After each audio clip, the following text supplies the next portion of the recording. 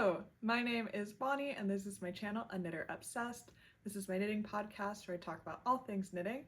Today I'm joined by my dog Maggie, hanging out in the other reading chair. She's a little sleepy, so she's gonna take a nap. So today is actually a knit and chat. This is the week in between my regular podcast episodes. And so today I thought I would work on a project with you and just talk about some topics that hopefully you'll find interesting. Funny story, this is actually my second time recording this episode.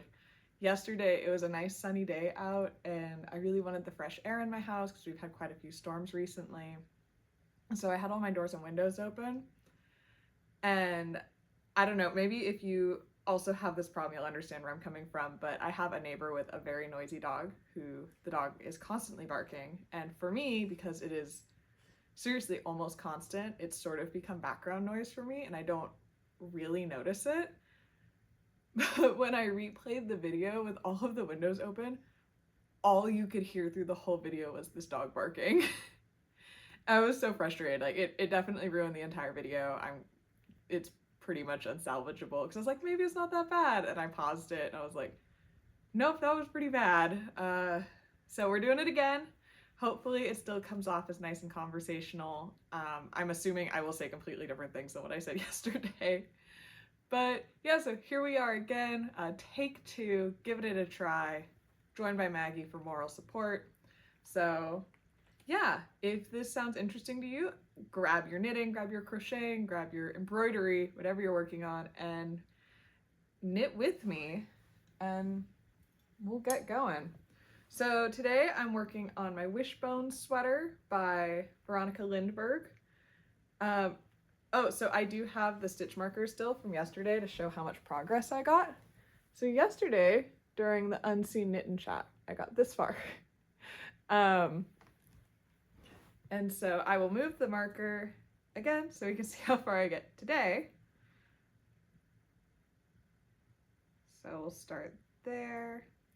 But I'm currently working on the front section, knitting this flat front and back until I get, and I'm getting close to being able to join for under the armholes. So hopefully we'll be able to join under the armholes today, not during this video, but later this afternoon, and we'll have the whole yoke of the sweater done, which is pretty exciting.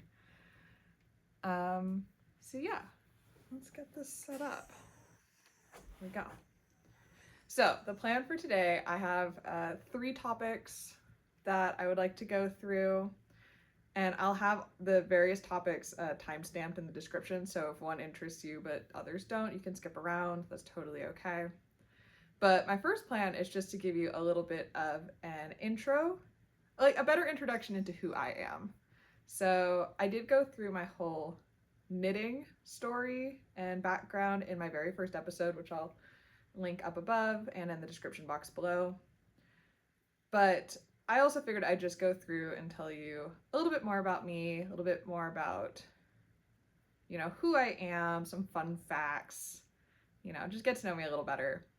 And then the next one was I had a really great question in the comments of my last video asking me to go into what my creative process is. And so, you know, how I pick patterns, how I choose what to knit, how I pick my colors and my yarns, all of that. And I thought that was a fascinating question, so I'm excited to get into that. And then the last one is I've had quite a few people ask me about my hair in the comments. So asking what my styling routine is, asking me how I, you know, care for it.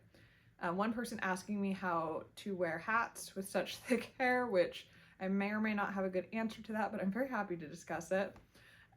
And so yeah, my last very end of the episode, I want to go through, you know, not just how I deal with my hair, but also a bit of my journey with my hair, because I'm sure my other curly girls out there know learning to love and appreciate and care for your curls it's a process, and it's a never-ending process. And so I will happily go through that story with you guys as well. So without further ado, let's go into the About Me section. So I am 30 years old. Me and my husband are both 30 years old. He's about to turn 31. And we live in Northern California, about 2 hours north of the Bay Area in fairly rural Northern California. So for context, my graduating high school class was about 100 kids. So very small town. I still live in the town that I grew up in, although I did leave to go to college for 4 years in San Luis Obispo, which seriously, if I could live anywhere, like if money was no object and I could get, my dream job down there and all of that, I would move down to San Luis Obispo in a heartbeat. I love Central California. I think it's gorgeous. The weather's amazing, but not really in the cards right now. It doesn't really work out for us, but that's okay. I love it here too. It's very beautiful up here. Because it'll probably be relevant as I'm, choosing what to knit throughout the year. Our weather here is we have fairly mild winters, but we can occasionally get snow. It's rare, but like our mountains get snow. We don't necessarily get snow at our house, but it'll get cold. It'll get below freezing, but nothing crazy. And then our summers get very, very hot. So we get into the hundreds in the summers. I don't know the conversion into Celsius. I apologize. But yeah, 100 degrees Fahrenheit easily. We'll have heat waves where it'll stay up over like 105 for days at a time. It usually cools off into the 70s at night in the summer, but not always. And so you'll probably notice when I'm picking patterns, like I like the idea of summer garments, but I also just know that almost no matter what fabric, fiber choice I'm picking, I'm probably not going to want to wear knitwear in the, dead of summer. Like it's probably never really going to be my choice just because I'm going to be sweaty, I'm going to be overheated, and it just may not be the way to go. So I think I'm usually looking at knitting things for like spring and fall and, those like few cooler days in summer, or like when we go to the coast or something like that. But I don't think like knit tank tops and stuff will be a huge part of my wardrobe. That doesn't mean that I won't knit them because they look really fun and there will be times and days to wear them, but the climate here, they might not be the best choice. But yeah, so that's where I'm from. Like I said, lived here my whole life. I quite like where I live. We sometimes talk about moving somewhere a little bigger with a little bit more to do, and we still might, but for now this is working for us. A little into him and me, by the way, so because I think that's a pretty major part of who I am, because we have actually been, like I said, we're both 30, almost 31, and we have actually been together since we were 15. So we've been together over half our lives at this point, which is, I don't know, I find that just insane. I can't wrap my head around it. But we met in high school, and we were in the same friend group. We had shared a lot of friends, and we just, I don't know, hit it off really quickly. So when we first started talking, it wasn't because we were like thinking about dating or anything. He just like wanted to hang out with each other, and we were friends. And the first time he like called me on the phone, we talked for like 4 hours. Just immediately had enough to say to each other to talk for 4 hours. And like, I am so introverted, like like seriously so introverted. Like I do not talk to anyone for 4 hours. That stresses me out to even think about. And not only that, but I mean, like the millennial that I am absolutely terrified of the phone. So the idea of it just sounds so stupid, but it's such a thing. But they did like specifically talking on the phone for 4 hours is wild to me. And like, I didn't even question it. Like it just happened. And then we kept talking every night for that long. And yeah, by the end of that summer, we were dating. To no one's surprise. Like, oh, sorry, Maggie. I hit her with my needle. You could. But yeah, and so we dated all through high school. And we ended up doing long distance when I went to college. He stayed here and went to the junior college and pursued nursing, and was doing great with that. And I went down to San Luis Obispo. I made a lot of trips up, he made a lot of trips down, and we kind of just went into the long distance with, you know, the knowledge that the odds of us breaking up was extremely high. And so we weren't going to break up, we were going to give it a try, but we knew the odds weren't really with us. And yeah, somehow we just never broke up. Like, and honestly, we both credit that time apart to being one of the best things that ever happened for our relationship, because I feel like when you're together from the time you're like 15, you really influence the way the other one grows up. Like, you really influence each other. And taking that time apart and not being so attached, having a little bit of distance, I felt really allowed us to grow up separately and grow up into ourselves and really figure out who we are on our own. And I think overall that's made our relationship a lot stronger. So while it was hard and it wasn't fun, I do think it was one of the best things we could have done, and I don't regret a single second of it. So, but yeah, and then he proposed a couple years after that, but then, you know, life things got in the way, and then COVID happened, and so we didn't actually get married until about a year and a half ago. And yeah, that's where we are today. So happily married, but yeah, only married for a year and a half, together for 15 years. So there's a bit of a gap there, but it's he's the best. I absolutely love him. He is the most supportive husband and my absolute best friend. So yeah. But yeah, so that's probably the big stuff about me. Oh, so I guess I could tell you a little bit about what I do. I went to school for physics, so I have a bachelor's in physics and a minor in math. I sort of chose physics on a whim because you had to declare a major when you applied to the school, but I love it. It is so interesting to me. I love just like investigating how the world works and, you know, like getting down into like the mysteries of what makes everything tick, and I find that all so interesting. I've always really liked puzzles, and I feel like math and science and even knitting in a weird way, it just has this like puzzly feel to me where you get to see how something is constructed from the inside out and like solve a little mystery about how the world works. And yeah, I love that. That makes my brain so happy.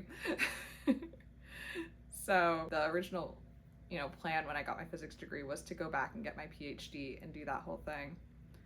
But I ended up taking a year off after I got my bachelor's, and I really thought hard about, you know, why I was getting the PhD and what my actual plans for it were, and I realized that I just didn't like the path that I foresaw going that way. Like, I didn't want to end up in academia for the rest of my life. I didn't want to be in school for another, you know, X amount of years, then doing postdoc stuff, and then, you know, it just never was a path that seemed interesting to me. It seemed like a path I was like could end up on just out of sheer inertia and momentum, but not one that really lined up with how I actually saw my life going. So I'm really grateful I took that year off and actually thought that through, because like I said, I like where I'm at now. I like the work I'm doing. I find, you know, there are days when I don't like my job like anyone else, but as a whole, I do think I ended up in a really good place that's been really, really good for me. So yeah, that is what I do on a day-to-day basis. And so yeah, that's me, that's Bonnie. Nice to meet you all. I did want to give you guys just a couple of like little fun facts about me, just that, you know, don't necessarily, maybe aren't like the core of who I am, but I think they're fun. The first one being that me and my husband love to travel. And so but we didn't get a chance to travel until we were quite a bit older and, you know, had more stable jobs and could really plan some big vacations. So we've been to like Indonesia, and we went to Panama on our honeymoon. We went to Amsterdam and Spain last year.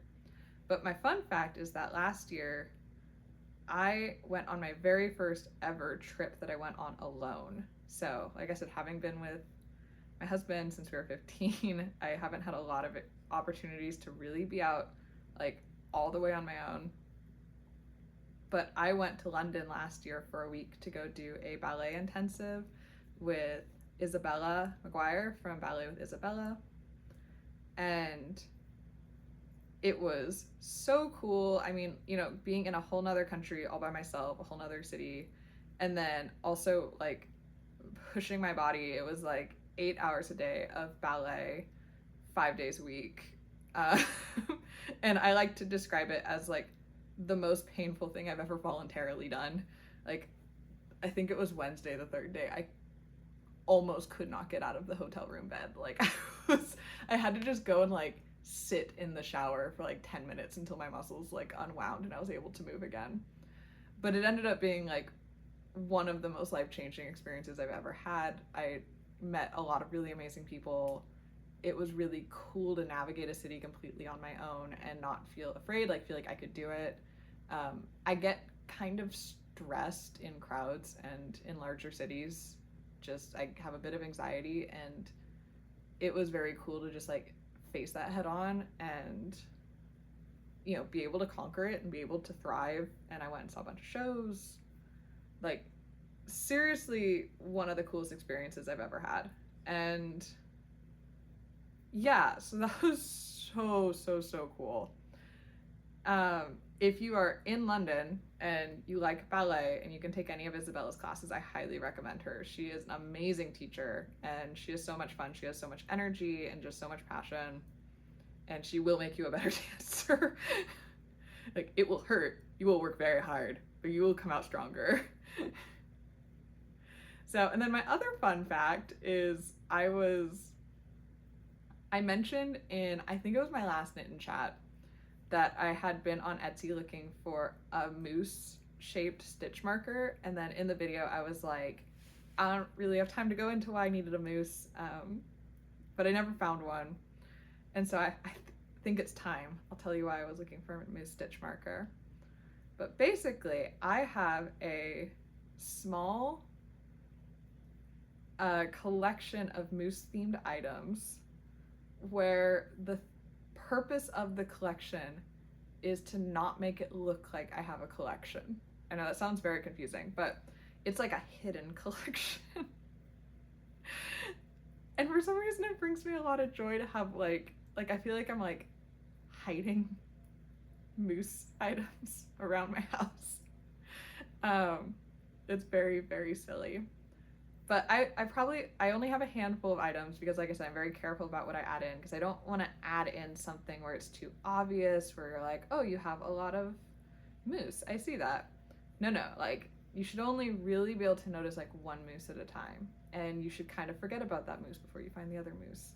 I don't feel like I'm explaining this well, but I just find it funny. And then all of the items that I have given like names and backstories, and it's just a very silly little hobby of mine. And so the origin of it is that back when I was in college, my mom bought me a moose shaped pillow pet, and just sort of, she was like, well, what's its name? Like, being dorky. And off the top of my head, I was like, oh, Melvin. I don't know. Melvin the moose. And then years later, I went to Yellowstone with my family, and there was a coffee cup in one of the gift shops with a moose on it. And I was like, okay, I love that. And so I picked it up, and sort of on a whim, I was like, yeah, this is a Melvin Sr. He's Melvin's father. And, you know, he was a fairly cold and distant father, but he was secretly all warm and fuzzy on the inside, because, you know, cold ceramic mug with hot coffee inside. That's his little backstory. And from there, like, my husband found a moose bottle opener, and so, you know, that became Marlena. We have a little moose stuffed animal in here. We have a drawing of a moose. Like, there's small things that are scattered around in small places, you know, like tucked into corners and stuff, and so you don't notice them, but in the back of my head, I just have the knowledge of this little moose collection all around my house. It's very, very silly. And so I thought a moose stitch marker would just have been like the best addition to that, because it's just the most subtle of subtle additions. But I have yet to find one. So if you know of a good moose stitch marker, or like a moose related knitting accessory, let me know. Clearly, that would be very much up my alley. It would make me very happy.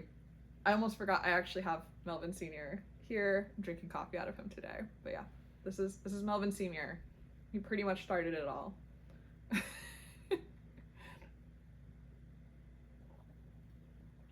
Which, you know, like I said, so dorky. I am such a dork. I just am. I accepted it a very long time ago. Moving on into the question I got in the comments, which I absolutely loved. Thank you to whoever asked the question, but they asked me to go into my sort of creative process and, you know, how I make the decisions that I make when it comes to my knitting. And it took me a while. Like, I really had to think about this, and I thought about it for several days. And because, you know, I really wasn't sure how I was making my decisions. I had never sat down and really analyzed it before. And it took me a really long time to sort of, I don't know, like, track down my thoughts on it. And I'm still not even totally sure that I have. And so the best that I came up with is that I think I make my decisions via what I would call well-informed gut instincts. So, and by that, I mean, like, I like to do a lot of research. It's not literally just gut instincts where I'm like, I think this will look good and I like just jump in. But, you know, I like to do a lot of research. I like to look at a lot of patterns. I'm constantly on Ravelry just scrolling through all the patterns that are in the hot right now section, or, you know, I'll search by like sweaters and I'll just look at all the sweaters and scroll for a while and pull out ones that I like and add them to my favorites and take things out of my favorites. And like, I'm always doing that. And then same with yarns. Like, I'm always, whenever I'm watching knitting podcasts on YouTube, I'm taking notes of different yarns that look cool that I like to try, different dyers, different companies, and, you know, scrolling through their pages and seeing if anything really jumps out at me. And as I'm doing all that, I'm just sort of waiting. and by that I just mean, like, I can like a ton of, you know, patterns. I'll pull them out, I'll add them to my favorites and stuff. But then every now and then one will jump out and just, I need to make that. Like, my brain will just jump on it and be like, that needs to happen right now. That is the best thing ever. Like, we are going to make that soon. Like, that's what happened with the Wishbone sweater.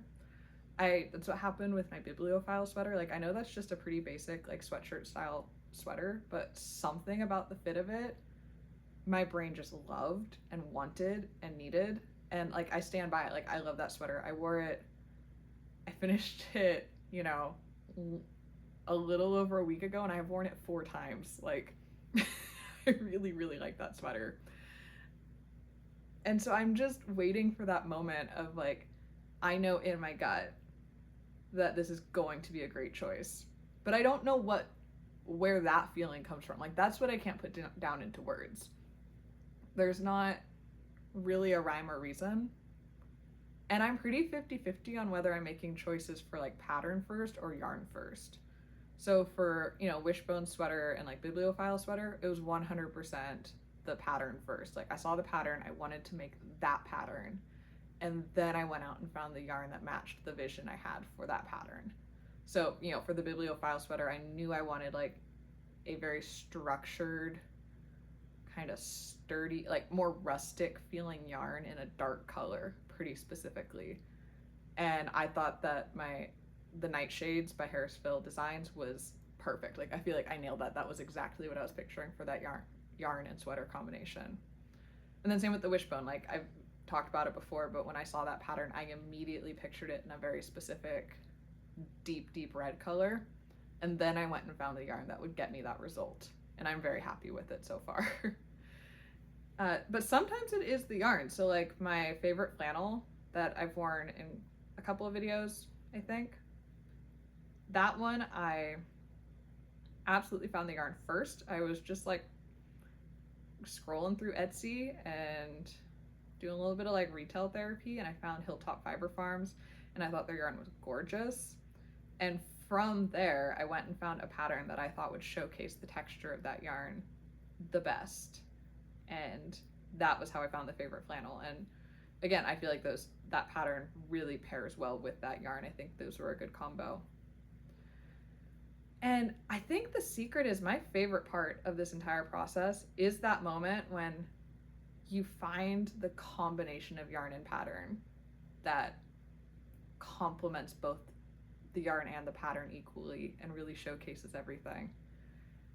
Like, you know, I love the various patterns. I get inspired by them. I love, you know, get inspired by different colors, different types of yarns, different textures. But it's that moment when you find the perfect yarn for the perfect pattern, and you like know that you've made a combination that is just going to be exactly right. That's just the best feeling. And it takes a while. Like sometimes it takes me scrolling through patterns forever to figure out the right yarn, you know, the right pattern for that yarn. And sometimes it takes me like standing in a yarn shop for like an hour and a half looking at different colors and like feeling different textures and picking stuff up and putting stuff down before I really feel like I have found the right yarn for a pattern.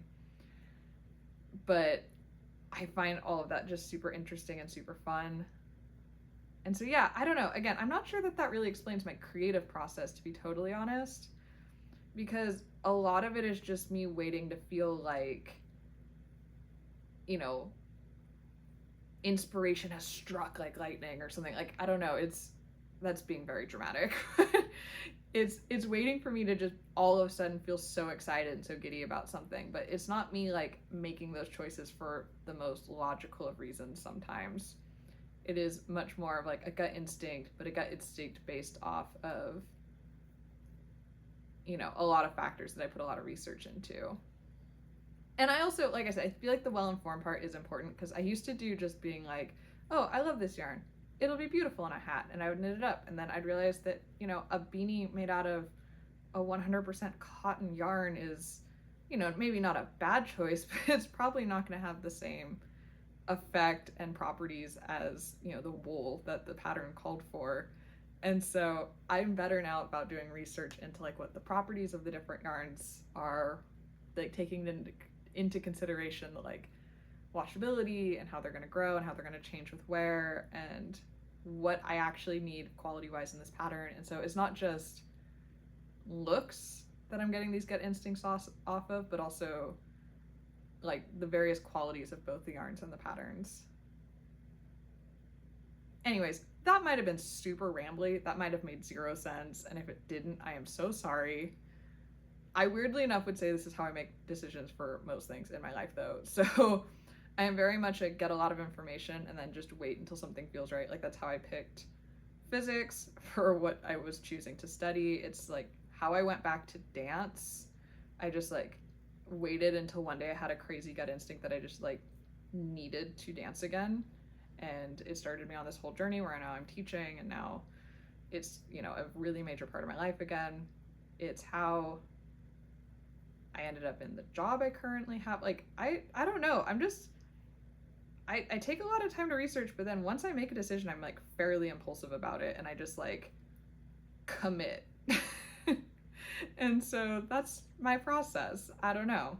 It's very all or nothing, all of a sudden, all at once. And yeah, I can't explain it. I don't really know exactly how it works.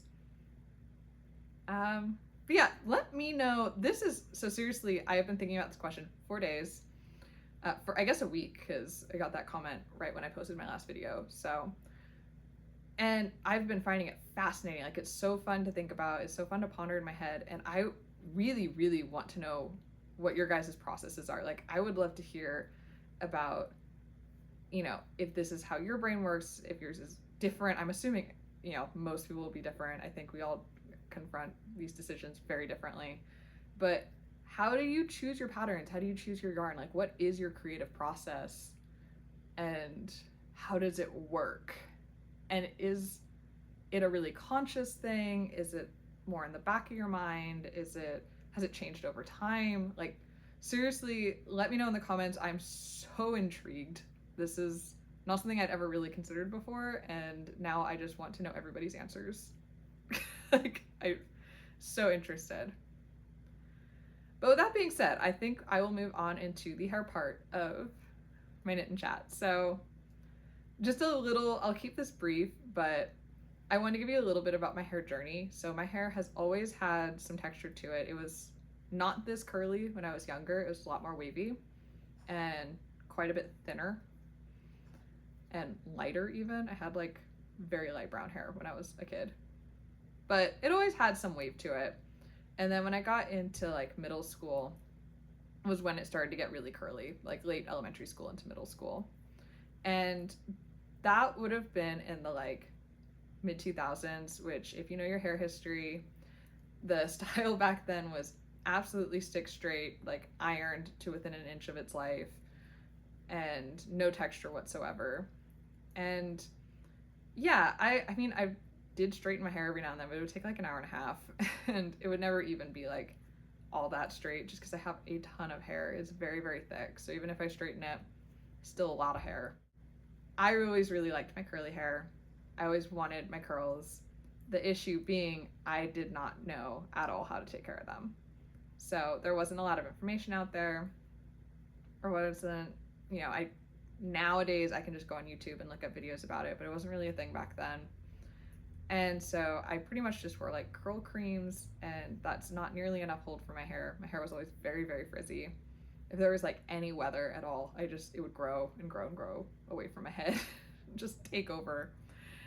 And that's sort of, you know, was just what I lived with for a very, very long time. So all the way through college, and honestly even into being, you know, an adult. And I got better at my hair, but I was only ever having a good hair day on wash day. It would never last more than one day. And again, oh, hold on. All right, sorry about that. My husband called me on the phone. But where was I? So yeah, basically my hair was just, I wasn't able to really have great hair days consistently. It was always sort of just, you know, hoping it would work out. It wasn't lasting more than one day. And it all started to change for me a couple of years ago when one of my coworkers, I started talking to her about her hair. She also has curly hair. It's quite a different texture than mine, but she was having just consistently good curl days. Like her curls always looked the same. They always looked good. She always wore them down. And I just was like, how are you doing this? Like, what is your secret? I don't understand. I don't know what I'm doing wrong. And she ended up coming to work with products for me. So she got me a mousse and a curl cream that she really liked. And it turned out that the secret for me was the mousse. I was not using products with hold. My hair needs a lot of hold, I now know. And yeah, it was seriously such a game changer, and I am forever thankful to that coworker, because it sounds so dramatic to say it was life-changing, but like it was life-changing. Like my hair was taking over my life because of how frustrating it was, and that was my journey to getting some freedom from my hair. So I started off with her products. I started experimenting more with some other mousses. I found curly hair YouTube and curly hair Instagram. Those made a huge difference. And then I made the best decision I think I've ever made, and I went to a salon that specializes in curly haircuts. And seriously, game changer. They cut your hair dry instead of wet so that you can see your curl pattern as they cut it, which makes all your curls lie evenly when it's curly. My hair would look insane if I tried to straighten it right now because it's such an actually choppy cut, but when it's curly it looks perfect, and I have no desire to ever straighten my hair, so it's okay. And yeah, it's seriously, that was the game changer. They taught me how to style my curls, how they recommend styling their curls, and gave me a great jumping off point for messing, you know, experimenting later on. And since then I was finally able to really dial in my routine. So where I'm at now is I wash my hair once a week, and I just kind of refresh it throughout the week in between. I always wash it on the weekends because that's when I actually have time to deal with it.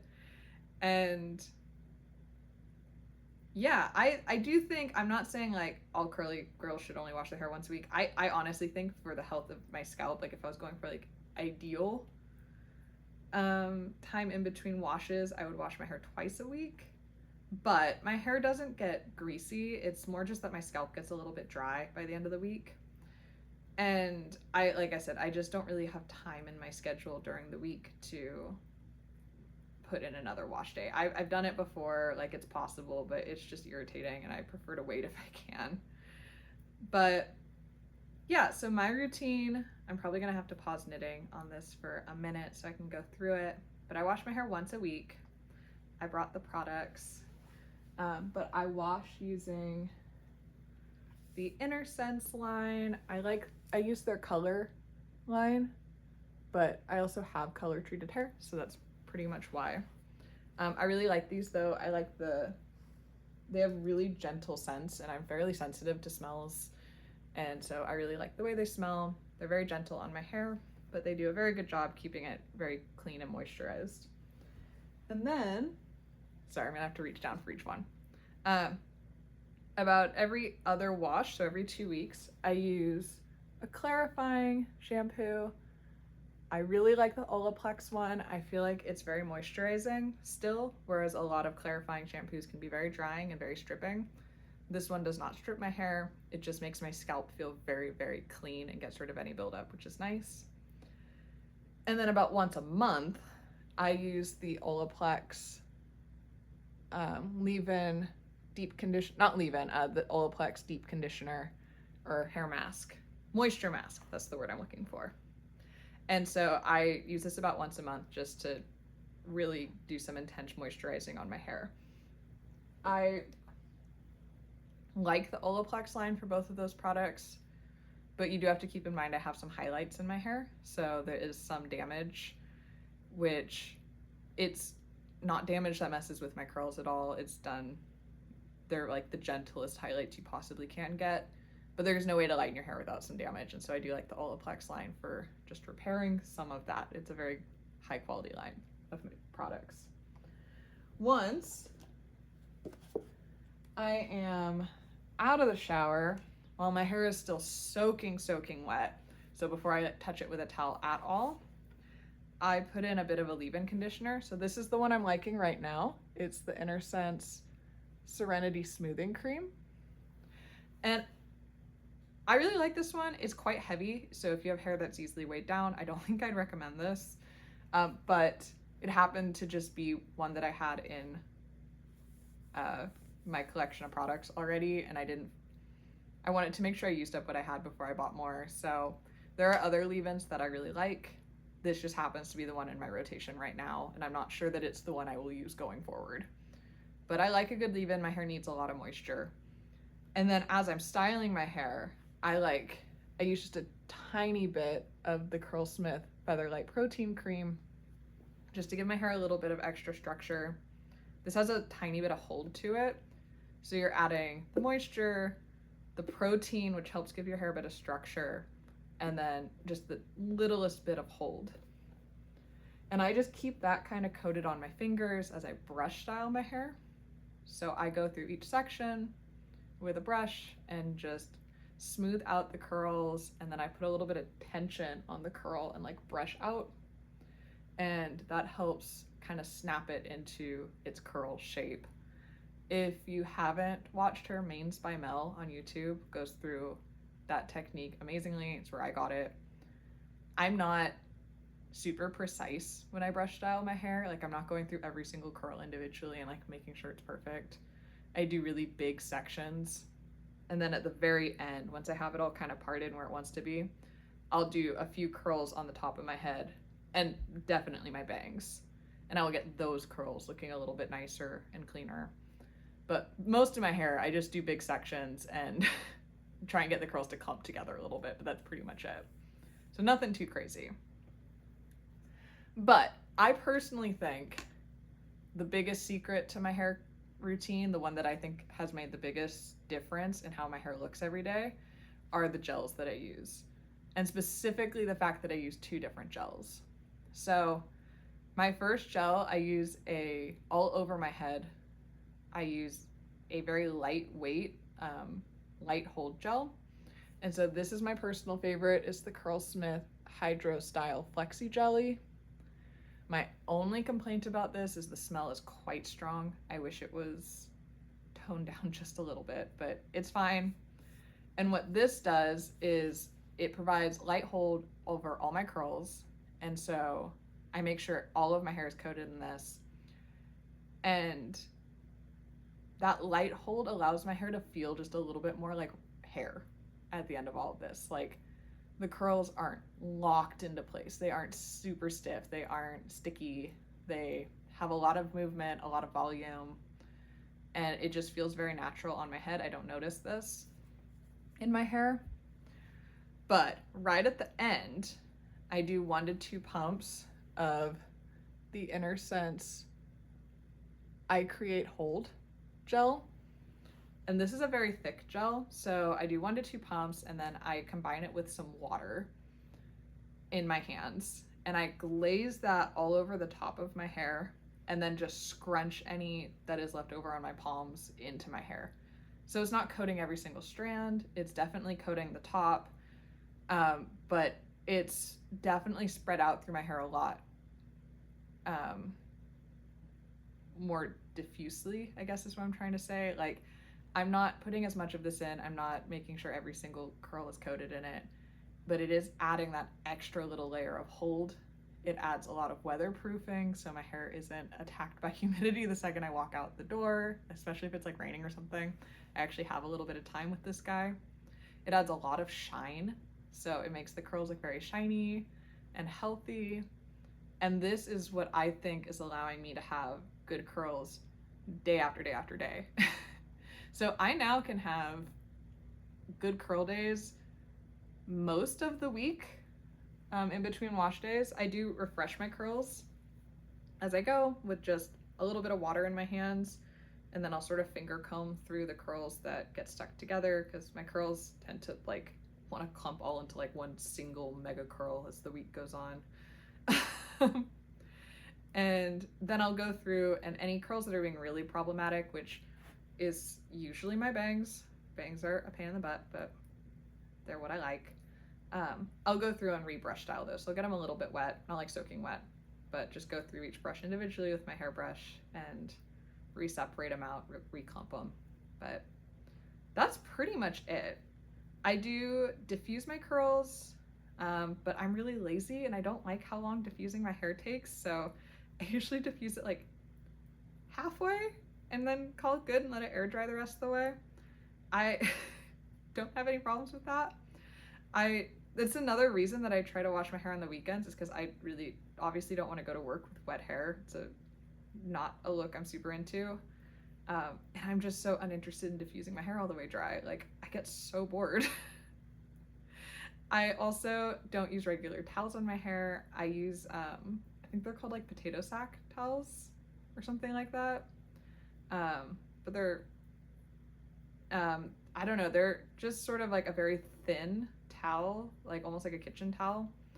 And I like those more than I like the microfiber towels that a lot of curly hair people recommend. I feel like the towels I use soak up a little less water, and my hair tends to behave better for styling and stuff when it's very, very wet. So, oh my goodness, I am making mistakes. Not bad ones, just lost track of where it was in my ribbing. But yeah, so that's my whole hair routine. That's the journey there and what I'm currently doing. And I'm sure that this routine will need to change and evolve as time goes on, because that's how curly hair works. And you just have to be adaptable and open to working with it at any given time. But I'm just so grateful that nowadays I have the resources to adapt my hair routine.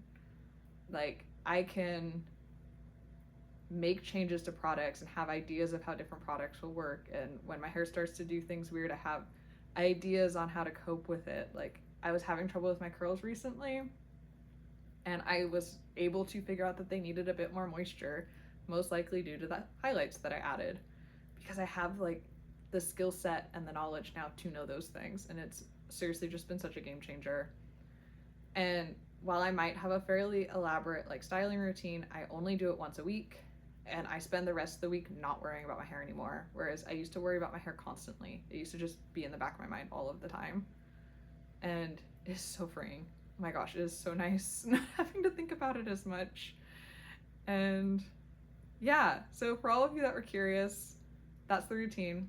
And thank you so much for all the good, like, kind comments I've gotten on my hair. It seriously means so much to me. As someone who's, like I said, been on quite a journey to really learn to love and appreciate and care for their hair, it, like, it makes my day when I see those comments. It makes me so happy. And I really appreciate that we are in a place where curly hair is, you know, loved now. And people aren't just straightening it, and hair of all textures is being so much more accepted nowadays, and it makes me so happy. Like, you have no idea, it makes me so happy. So yeah, that's the story there.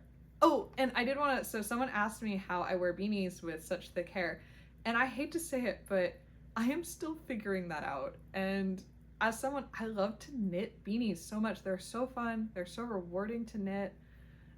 But anytime I try to put them on over my hair, it's like my hair is eating my face.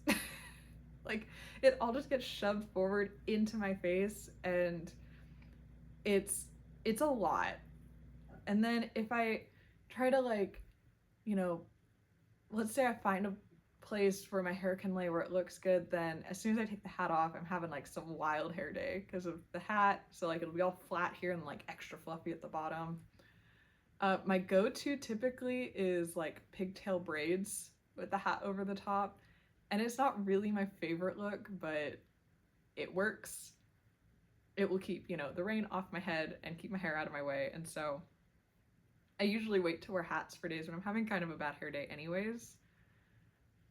And I have found that like slouchy, sort of baggy fitting hats are easier to style than tighter, like thicker hats. But there's something so satisfying about like a nice tight thick hat, especially to knit, like a big cabled hat with like a really thick brim. Those are amazing and I want to wear them, and I am still trying to figure that out. So I will get back to you. That is something I am on a journey to figure out for myself as well. So I will report back. Which I apologize, that's not the best answer, but it's all I got right now. But I think I'm gonna leave that there. I'm a couple of rows away from needing to cable again, which I definitely don't think I can cable and knit and chat at the same time. So this is where I got today. So about an inch. We've got one more row, then we'll cable again. And like I said, very, very close to connecting under the underarms. So that is coming up quick, which is exciting. So with that, I am going to wrap it up here. I hope you guys are having a lovely weekend. I know today's Easter, so I hope you're having a happy Easter if you celebrate. And I hope you're getting lots and lots of knitting done. And I will see you next week. All right, bye.